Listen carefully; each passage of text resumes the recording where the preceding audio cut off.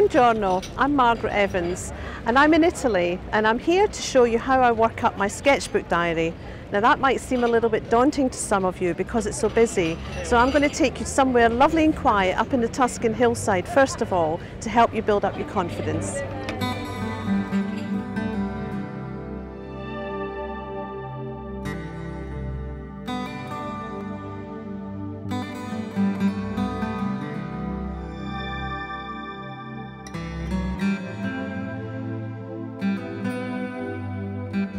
I've brought you to this lovely little hilltop village called Pontito in the hills away above Pescia to show you this fantastic scene. It's got distant hills, it's got trees, distant village, it's got pan-tile roofs, a little bit of perspective and lots of things to make it fairly complicated, but I'm going to show you how to simplify, and we'll start with a little bit of pencil work. Now this scene I feel deserves a double page spread which will go right across the crease of the book. Just get an outline, very simply, no detail, just to see where everything is going to be positioned. Let's get these rooftops in. You'll notice I'm not overly worried about them being straight. After all, we're in Tuscany and I don't think there's many straight roofs in Tuscany. And this old building line will just disappear into the corner. No detail here at all, just simply a suggestion of another roof coming in, another building. And that will give us the framework of looking down on these buildings. That's enough pencil. Now we're ready to start with some basic simple washes. Now I'm going to start by just dampening this at the top with a little bit of water, and I'm going to treat this very loosely, very similar to how I do my pre-washes. That's a touch of cerulean blue, which means that everything comes in very mistily. It's a nice way to work in watercolour because you're not specifying any detail. As you get to know your subject and different landscapes in different countries, you get to know which blues and which yellows to use. I feel here that I use a lot of quinacridone gold, leaving that shape out for the little village in the distance. So that's the joy of working in a sketchbook, that everything is loose and free and suggestive, not too much detail. Little streaks of colour, I think, just to drop in some other hints of trees, etc. Just tuck it into the crease of the book there, and that's enough to give me the background colours. Now this lower area, I'm going to take one big wash of quinacridone gold and rose madder. Again, a little chink of light here. I'm going to just mop that out so that it stays white, but it's really the only place that I need worry about retaining the white paper. So I'll take that wash right through, and as it moves out beyond the edges, I'll just dilute it slightly.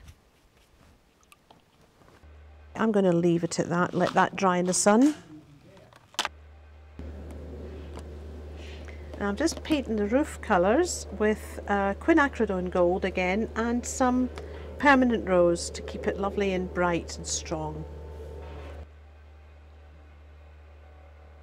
Right in here. Again, a little bit of running doesn't make too much of a problem. Even make some parts of the roof slightly pinker. A little bit of patchiness makes it more random and interesting.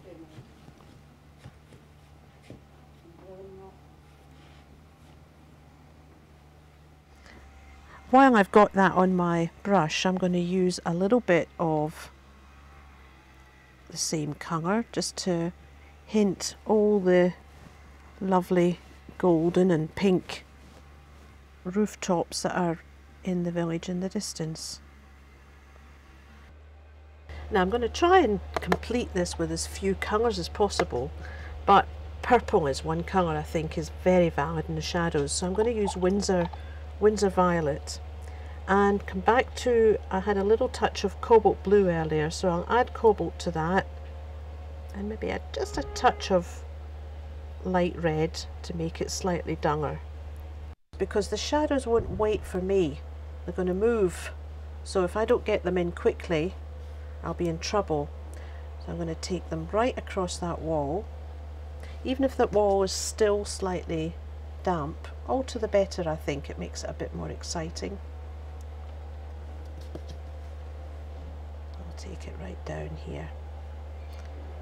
I'm actually going to allow a little bit of fencing coming in as well in places.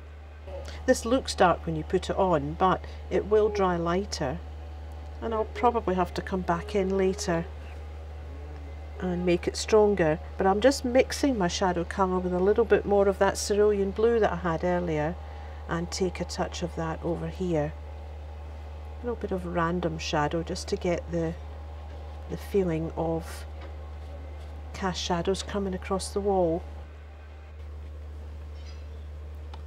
And then I'll almost immediately go straight in with a round brush now and intensify the shadow, work into that while it's wet.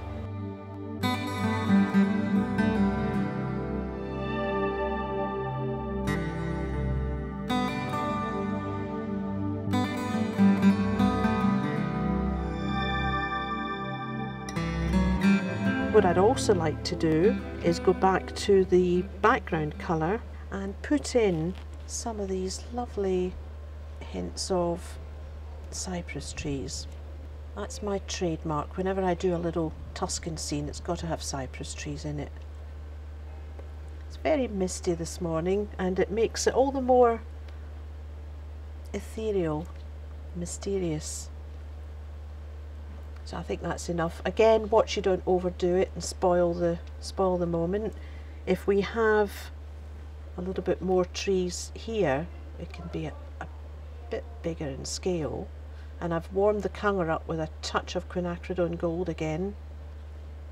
Just have that sort of moving into the hill there. But again, I shall dilute that colour down below. Just let it melt in.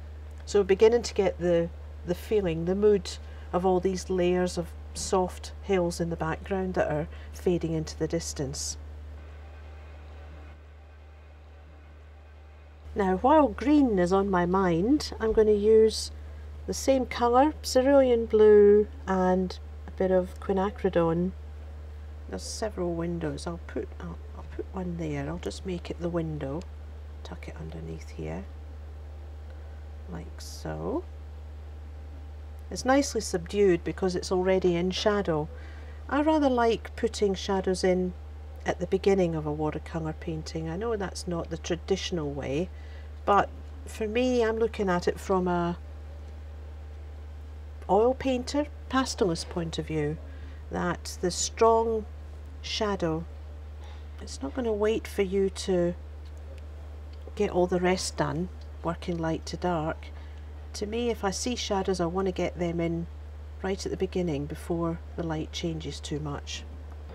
It's all about the art of suggestion, not putting everything in, just selecting what you want and rejecting the rest.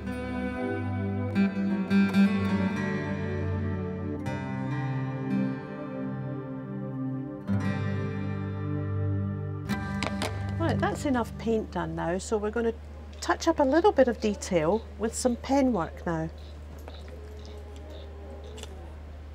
And I'm just going to use that in the important parts, which are in the centre point around the roofs where the three roofs meet. And bring that down just the way the tiles sort of overlap each other. And in fact, we'll maybe have a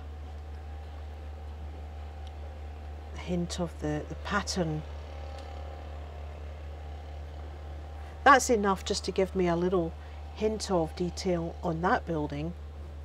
This one's quite important too. It's got some lovely wavy lines to it. I'll just pick out some of the tiles on this too. and bring a little bit of line down. I like to just tie it in with a few sort of squiggles and hints here and there, maybe a little hint of a fence, not too much, that's just enough to give me a touch of detail elsewhere. The beauty with these pens too are that they are soluble. In fact, if I just take, you see that wash has actually just come off of the pen, so I can soften that line and let it just merge in with the painting. I do believe that's enough.